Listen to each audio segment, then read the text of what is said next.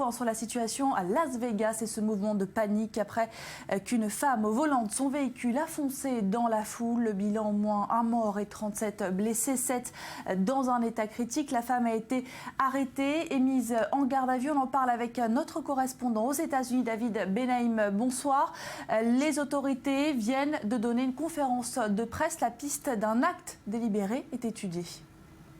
Oui, l'accident a eu lieu vers 20h heure locale et un véhicule a foncé sur une quarantaine de passants sur le Strip, l'artère principale de Las Vegas, au cœur même de la vie touristique de la ville. Les autorités viennent de confirmer qu'il y a un mort et 37 blessés. Le quartier est totalement bouclé et les touristes ont été invités à rentrer dans les bâtiments les plus proches par mesure de sécurité.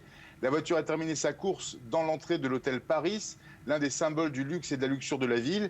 D'après les témoins, la conductrice de la voiture semblait déterminée. Elle n'avait pas l'air de vouloir arrêter son véhicule. Elle a été arrêtée, a subi différents tests pour mesurer son taux d'alcool et de drogue. Et elle est actuellement interrogée par la police.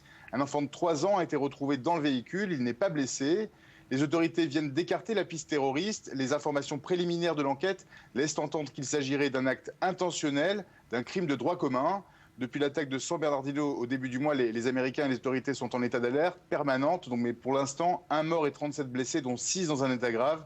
C'est le bilan provisoire de cette attaque intentionnelle à la voiture bélier sur des passants au cœur de Las Vegas. Merci David Benaïm pour ces précisions.